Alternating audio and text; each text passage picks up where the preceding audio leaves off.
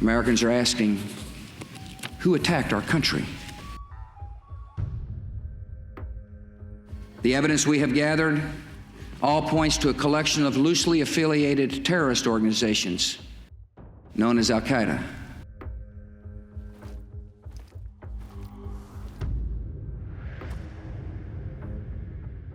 Osama bin Laden and other terrorists are still in hiding. Our message to them is clear. No matter how long it takes, America will find you, and we will bring you to justice.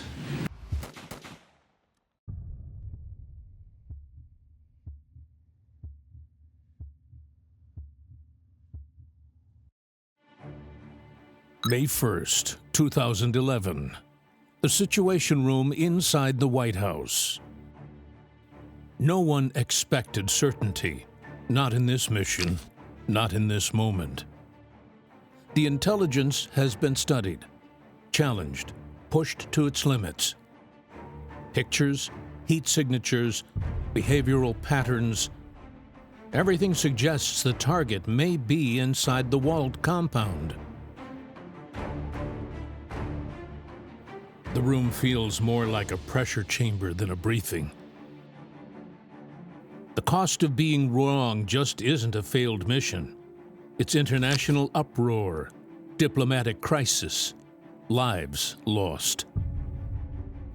The senior advisors speak in measured tones, revealing just how uneasy the assessment makes them. Some urge caution, reminding the room of past failures. Others argue that the opportunity may never come again. And yet, the weight of the decision lies with one man at the head of the table, President Barack Obama. He listens, he absorbs, he considers the risks stacked against the consequences of inaction. After a long silence that seems to stop the air itself, he gives the order. It's a go. No explanation, no qualifiers. The go-ahead triggers one of the most sensitive covert missions in modern U.S. history. Half a world away, the strike team receives the message. Voices hush. Jokes die mid-breath. The calm before launch becomes a profound, collective stillness. Each operator withdraws inward, into training, into discipline, into purpose. They know exactly what's being asked of them. This is a mission with no margin for error, the kind written about in footnotes of history classes, compared to disasters that commanders still whisper about. And still, they go. Abbottabad, Pakistan. Green shadows wash over everything as the Black Hawks descend into the valley. The world below feels unreal. Quiet homes, sleeping families, unaware that tonight will be retold for decades. The pilots fly low, hugging the darkness, navigating obstacles invisible to the naked eye. Every second brings the aircraft closer to the compound that has dominated intelligence briefings for months. There, barely visible at first, its jagged outline materializes through night vision. A fortress of high walls, sharp corners, and unanswered questions. 30 seconds. The words snap through the cabin. Bodies lock into position, weapons pressed to armor. No one speaks. There is nothing left to say. This is the point where doubt ends, where history accelerates. As one of the Black Hawks approached the compound, something wasn't quite right. We're going down. Going down.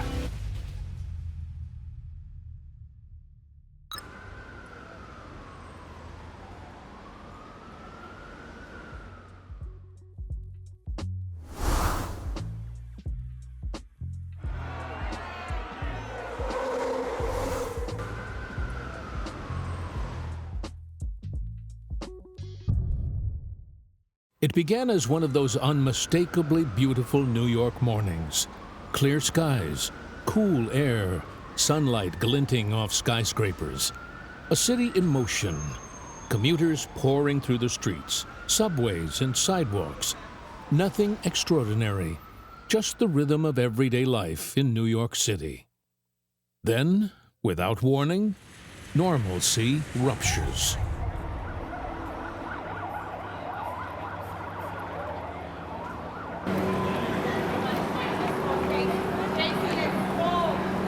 A jetliner slams into the World Trade Center, turning a perfect morning into an instant of fire, steel, and disbelief.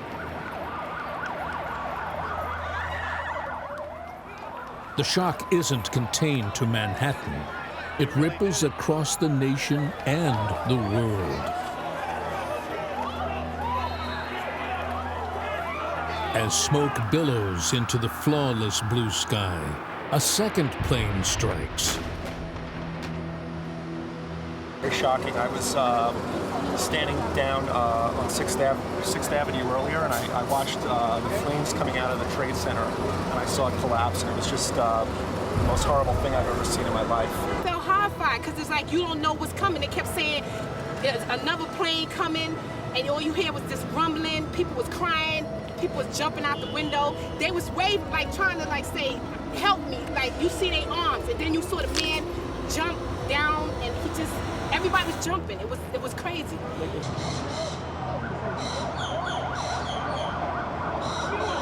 It's difficult to find the words to describe the feeling in New York City today. New York City is in shock. One of its most famous landmarks destroyed, thousands dead, and America is under siege.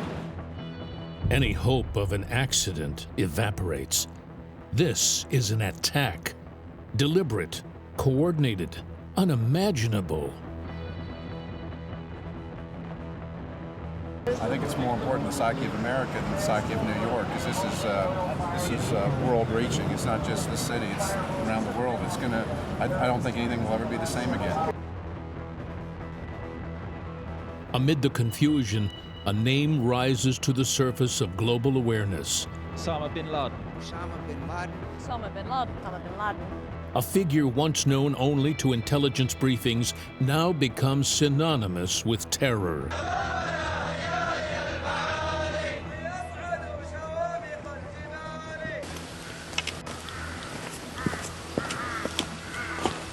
By nightfall, the U.S. turns to its leader.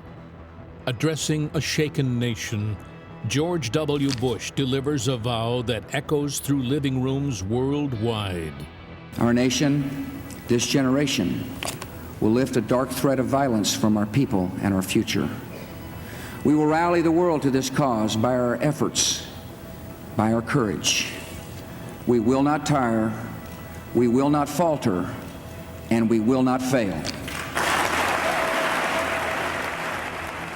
And with those words, a hunt begins. A hunt fueled by grief, resolve, and the promise of justice. Intelligence agencies surge into action, following every scrap of information. American forces expand operations overseas, striking where they can, searching for traces of a man who has vanished into the folds of rugged terrain and loyal networks. But the trail doesn't stay warm for long. Weeks turn into months. Months stretch into years. Our broad mission is clear. We are going to disrupt and dismantle, defeat and destroy al-Qaeda and its extremist allies. Leads dry up. Operations hit dead ends. Slowly, the man responsible for the deadliest attack on American soil slips from view.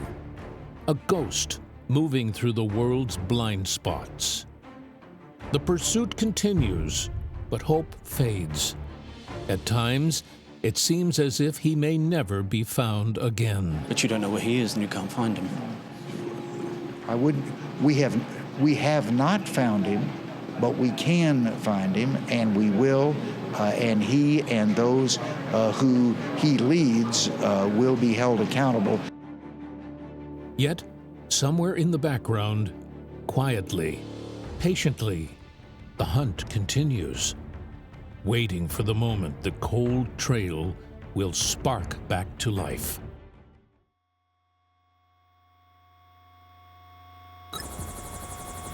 We're going down. Going down. A sudden loss of lift. The rotor rebounds off the high walls, trapping the aircraft in a deadly vortex. The tail snaps, and the helicopter slams down hard into the compound. Inside the Black Hawk, operators are thrown forward. Dust clouds the air, casting the courtyards into a dull brown haze. Against the odds, every man on board survived intact. There's no pause, no regrouping. The team is out of the wreck in seconds, forming a defensive perimeter and assessing damage. Their exile helicopter is now destroyed, and their movement plan is compromised. But the objective hasn't changed. A voice cuts through the chaos. We're still in this fight. And with that, the mission reboots from zero, inside enemy territory.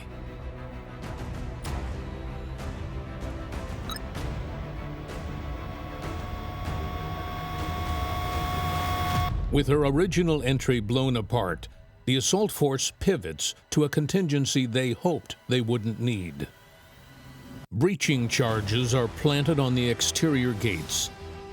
The blasts rip through the quiet night, sending shockwaves across the neighborhood. Dogs bark. Lights flick on in nearby homes. Any element of stealth is officially gone. The team divides into three separate elements, one securing the external perimeter, one pushing towards the guest house, and another sweeping the main building's lower levels. The ground floor turns into a blur of controlled motion. Operators move room to room, clearing tight hallways and blind corners at high speed. They encounter families, women, children, and startled occupants who have no idea what's happening. The confusion is overwhelming. Shouting, crying, bodies rushing for cover. Every second spent de-escalating risks is slowing the mission, but civilians must be separated and secured. As they advance deeper, gunfire cracks through the interior of the compound. Short bursts, quick engagements. Whether defensive fire or warning shots, the sound carries far beyond the compound walls. The team knows the consequences. Pakistani military response could be minutes away. Local armed residents could swarm the streets. And SEAL Team 6's timeline is narrowing with every footstep. They push forward, up the stairs, to the second floor, towards the men they came for.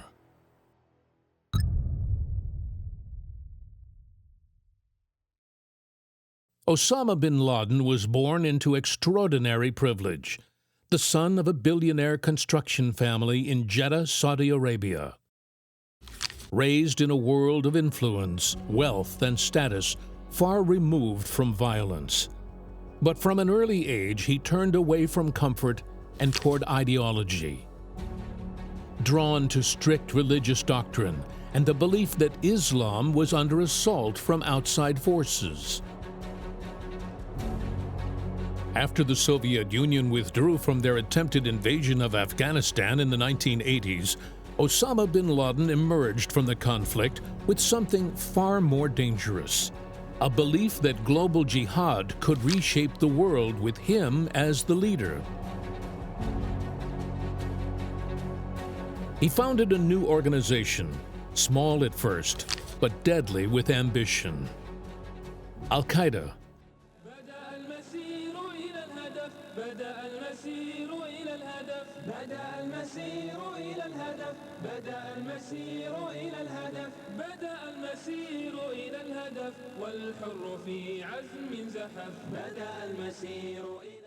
A group built not on borders, but on idea. An idea that the West, particularly the United States, was the ultimate enemy. He attacked American soldiers, U.S. embassies, each assault more coordinated, more lethal, more brazen. From safe houses and camps, he planned a strike he believed would define the century.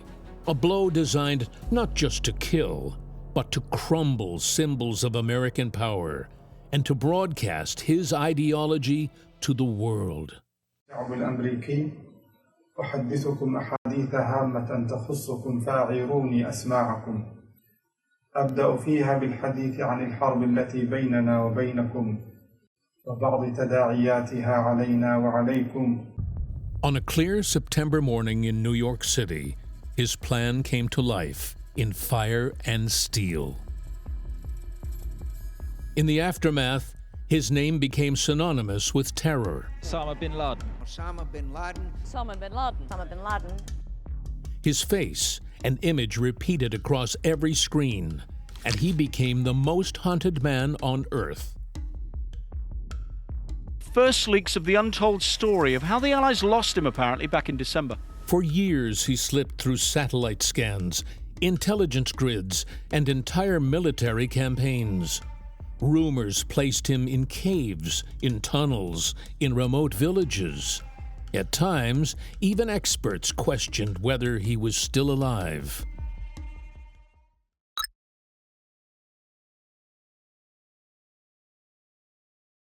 The stairwell is tight and dark. The team climbs slowly, muzzles up. A shadow appears at the top of the landing, young, armed and bracing to fight. Khalid bin Laden, protecting his father. A single shout cuts the silence. Khalid!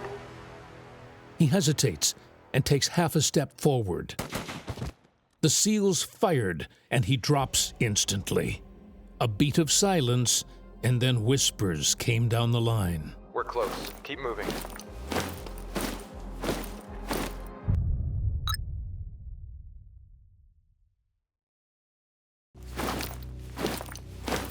As the SEALs keep moving forward, a woman lunges toward them as a shield. Panic, confusion. They shove her aside, staying locked on the doorway ahead. As she fell to the floor, a dark, tall, slim figure appeared. The man they'd been hunting for nearly a decade is there in front of them.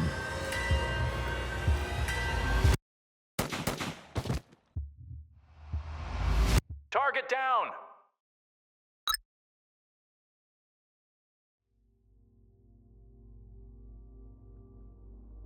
Inside the halls of the Central Intelligence Agency, analysts pieced together fragments, intercepts, interrogations, names that appeared and disappeared in the fog. But one name kept returning, a courier trusted enough to move freely between safe houses and handlers.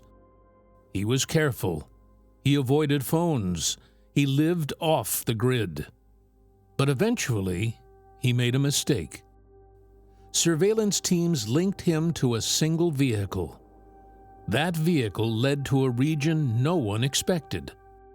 Quiet, suburban streets, far from the tribal areas where the world assumed bin Laden was hiding. The car drove to a high-walled compound. Unusual, fortified, isolated. When analysts reviewed satellite images, the details were impossible to ignore.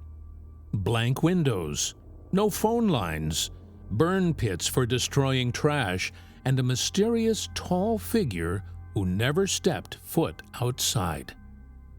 To confirm the courier's identity, U.S. operatives worked quietly inside Pakistan, gathering every scrap of behavior, movement, and routine. Finally, the National Security Agency intercepted the courier's pattern one last time. A route that ended at the same compound, hidden in plain sight. After nearly a decade of dead ends, a simple truth emerged. The house wasn't an outpost. It wasn't a family home. It was a fortress, constructed for one purpose: to hide a man the world had stopped believing could be found. And for the first time in years, the U.S. wasn't staring into darkness. It was staring at a door.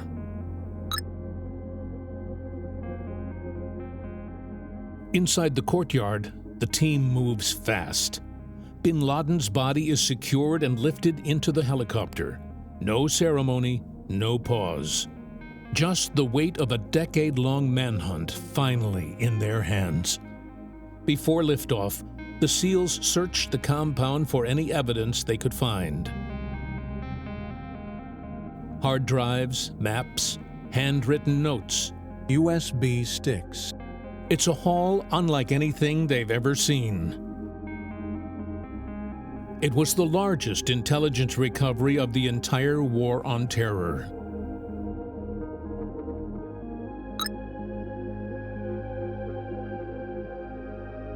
Aboard the crashed Black Hawk in the courtyard was new, classified technology, rotors, stealth modifications, and none could be left behind. Explosive charges were set, and a thunderous explosion tears through the night, lighting up rooftops across Abbottabad. Alarms echo, neighborhoods pour into the streets, and Pakistani security forces scramble. As all of this was happening, the SEALs lift off in the remaining Black Hawk, turning into darkness and vanishing across the border.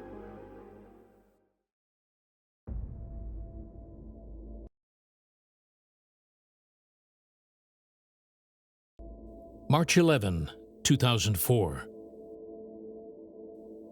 Commuters crowd the Circania's trains, rushing to work, school, the routines of everyday life.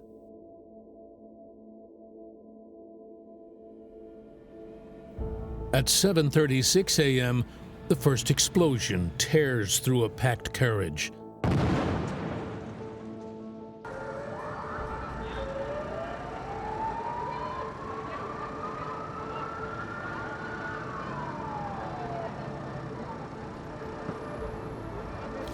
Within minutes, 3 more blasts rock additional trains.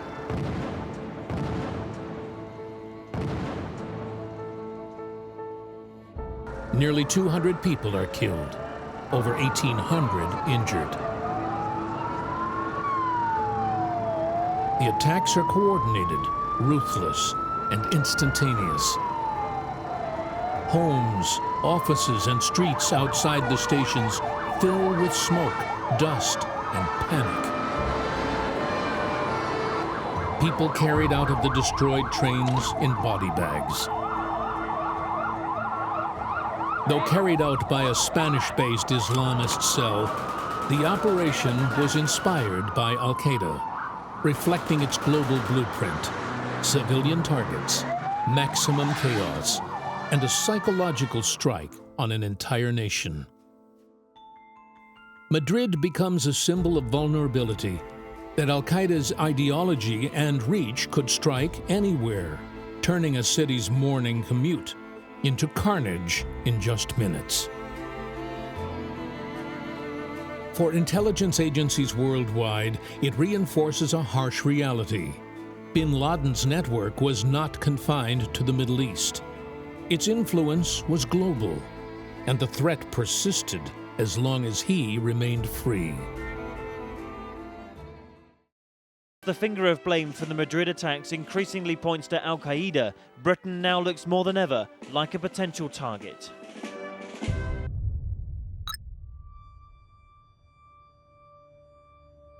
The helicopter touches down at their base, the mission still cloaked in urgency. Inside a secure room, biometric scanners work quickly to get measurements, facial confirmation, and DNA indicators. The result is unmistakable. It was Osama bin Laden. Across the ocean in Washington, D.C., phones begin to ring. one official after another receiving the same coded message, the one that signals the end of a chapter written in fire since 2001. Geronimo, E-K-E-A.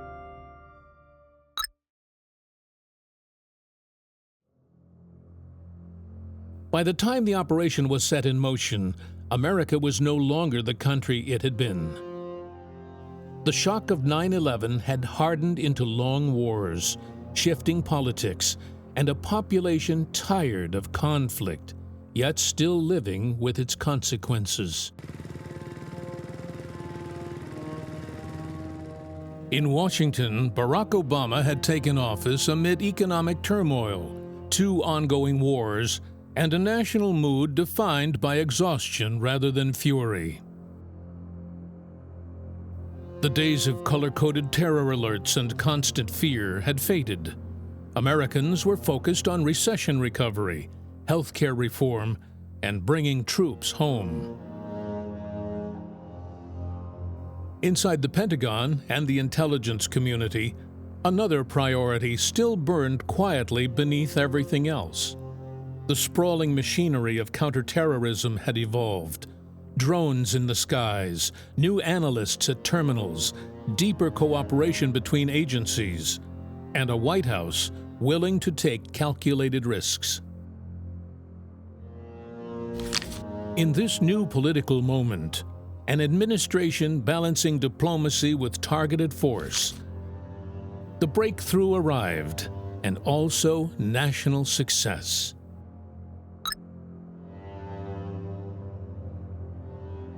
Inside a secure room in Afghanistan, the results came in.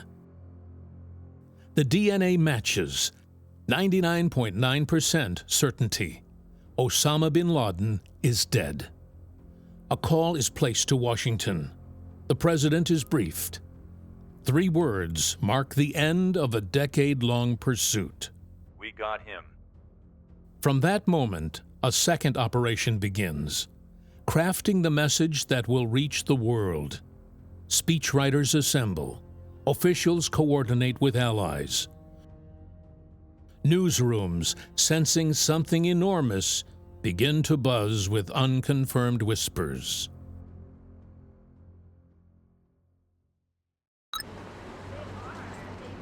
July 7th, 2005. London wakes to an ordinary Thursday morning.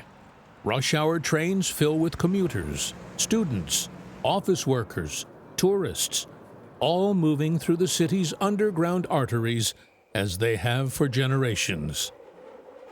At 8:50 a.m., that routine is shattered. 3 explosions rip through the London underground within seconds of each other.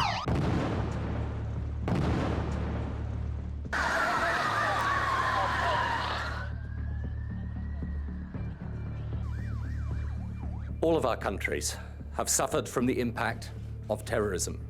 That is not an attack on one nation, but on all nations and on civilized people everywhere. Can we dress back, please, unless you want to speak to police? It's just pandemonium down there. It's like being in hell.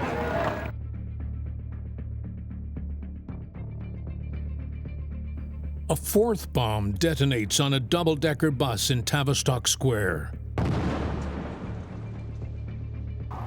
It was packed with commuters. Some perhaps had jumped on after they'd been evacuated from the tube. Eyewitnesses spoke of seeing dismembered bodies still in their seats, other bodies thrown into the street. In the confusion, survivors were reunited. Medical staff from the nearby Great Ormond Street Children's Hospital ran to do what they could.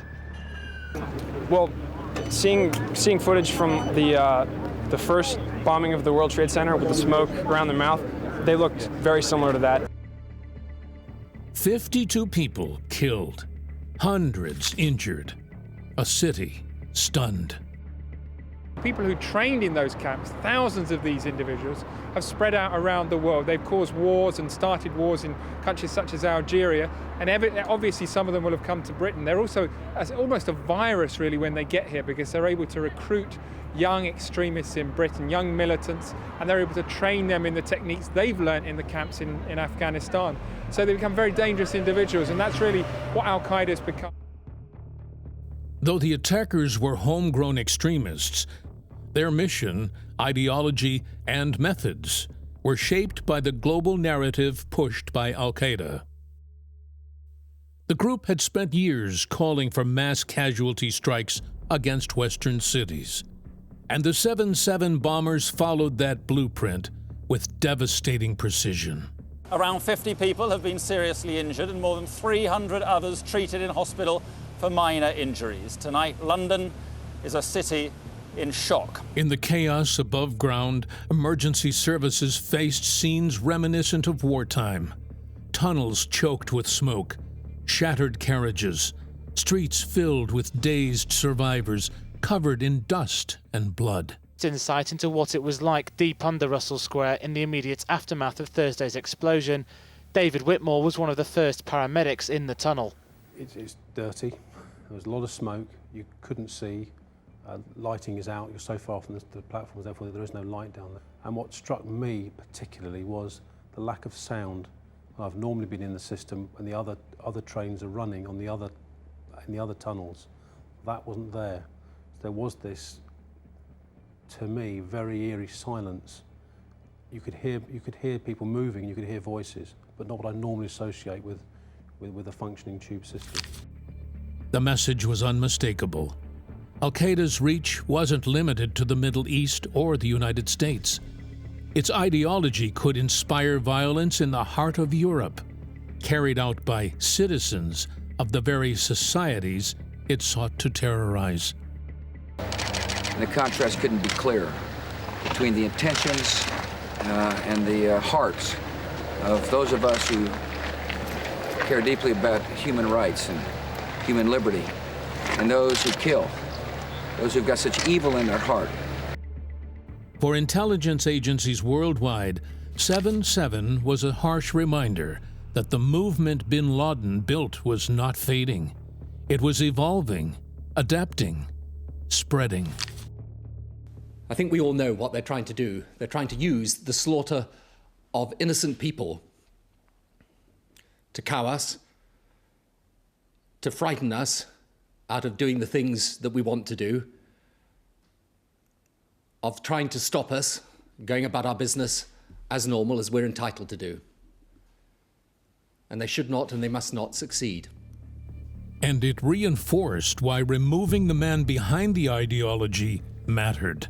Social media is a huge challenge now because you can get people radicalized online. We'll be dealing with it, I should think, for some significant time to come, but it's important that in dealing with it, we deal with it forcefully, but in a way that protects the essentials of society.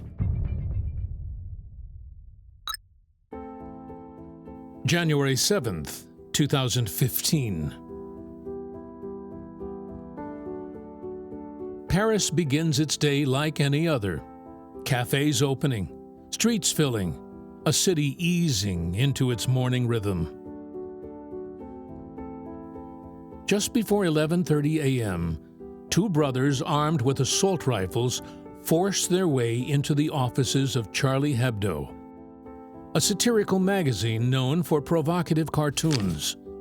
Inside, the editorial team is mid-meeting. In minutes, the attackers open fire with chilling precision.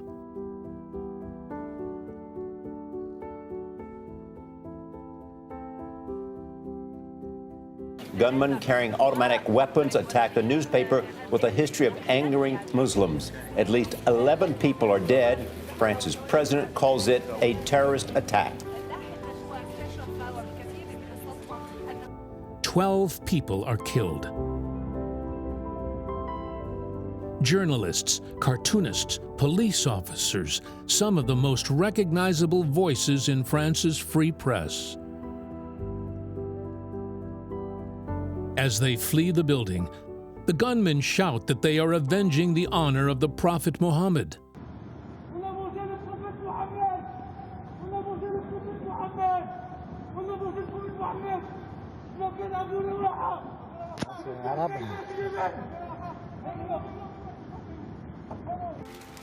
Nos amis de Charlie le savaient. Ils ont continué. Ils le savaient depuis plusieurs années. Ils ont continué, quoi qu'il leur en coûtât. Nous sommes là ici pour les applaudir et pour dire bravo. On relève le flambeau. Bravo à tous.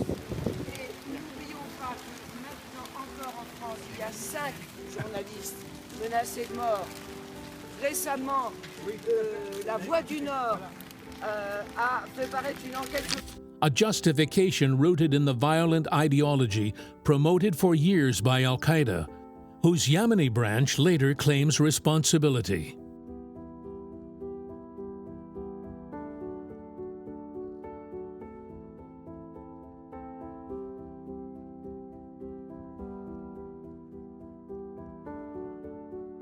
Across Paris, panic spreads. A manhunt begins. Streets locked down as the city confronts one of its darkest days since World War II. But beyond the tragedy, the attack exposes a deeper truth.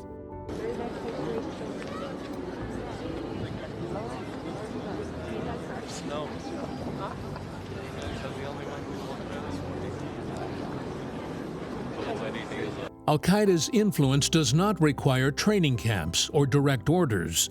Its ideology had become viral, capable of inspiring followers thousands of miles away, willing to kill in its name.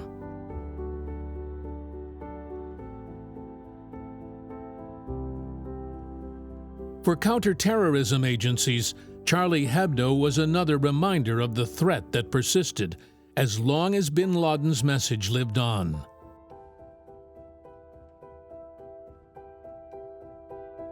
A testament to why dismantling the figurehead behind that worldview was not just symbolic, but essential.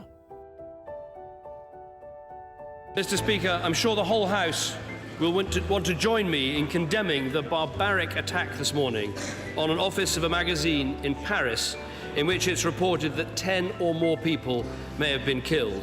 While details are still unclear, I know that this House and this country stands united with the French people in our opposition to all forms of terrorism, and we stand squarely for free speech and democracy. And these people will never be able to take us off those values.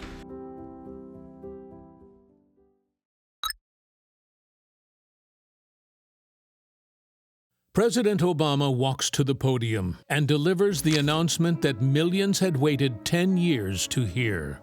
Tonight, I can report to the American people and to the world that the United States has conducted an operation that killed Osama bin Laden, the leader of al-Qaeda, and a terrorist who's responsible for the murder of thousands of innocent men, women, and children.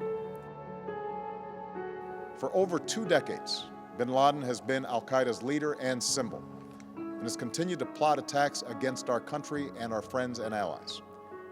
The death of bin Laden marks the most significant achievement to date in our nation's effort to defeat al-Qaeda. Outside the White House, crowds gather instantly. Students, veterans, families, many waving flags, many crying. All bound by the memory of a national wound finally closing. It's a bit of celebration and it's a bit of relief, and the time has come for everyone to celebrate a little bit, so people are here and excited. Being in New York City during September 11th and being downtown and with all the trauma, that this is like a book is closing, a whole chapter of my life is and I can get on with my life now. In Times Square, strangers shout and sing. In New York, firefighters stand outside their stations in quiet, emotional relief. It is now 1 o'clock in the morning and the crowd here outside the White House is continuing to grow. It is part sheer jubilation, but also part relief. After so much frustration, after a decade of chasing shadows. We got one cockroach is dead. This is the king cockroach. Time to get rid of the rest of the cockroaches, okay? You see this? One bullet saves this country a lot of money. Across the world, the reaction fractures. Celebration in some capitals, disbelief in others. I was very angry as a New Yorker, as an American. You know, they attacked our country, they attacked my city where I grew up. And then when I heard about the news, it was just very emotional. I lost friends in the towers, is why I signed up, and then I lost friends in Iraq when we served. So, you know, what it took from me, I can never replace. But what it's given me is just an amazing feeling, just overall of this joy and emotion. In Pakistan, shock turns to defensive outrage as questions mount about how the world's most wanted man lived undetected in Abbottabad.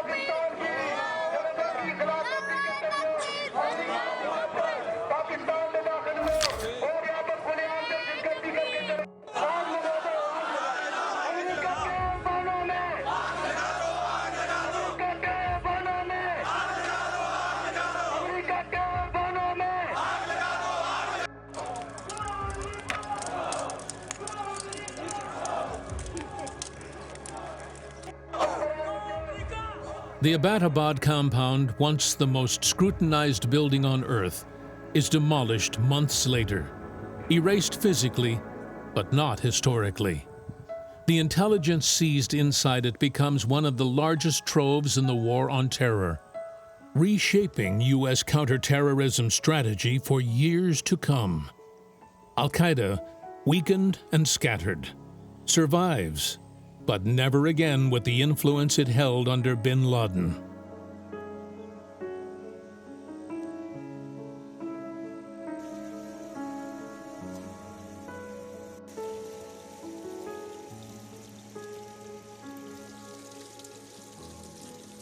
For the United States, bringing down Osama bin Laden wasn't just retaliation, it was strategic necessity. As the founder and guiding force of al-Qaeda, he was more than a symbol. He was the architect, the financier, the recruiter, the man whose voice and vision bound thousands of militants across continents. Even in hiding, bin Laden continued directing plots, issuing guidance through couriers, and shaping al-Qaeda's ideology. His presence kept the movement alive, a unifying figure that affiliates from Yemen to North Africa pledged loyalty to, for intelligence officials that made him irreplaceable. Kill bin Laden, and you don't just eliminate a leader. You sever the command link, disrupt financial pipelines, fracture communication channels, and deal a psychological blow to a network built around myth and momentum.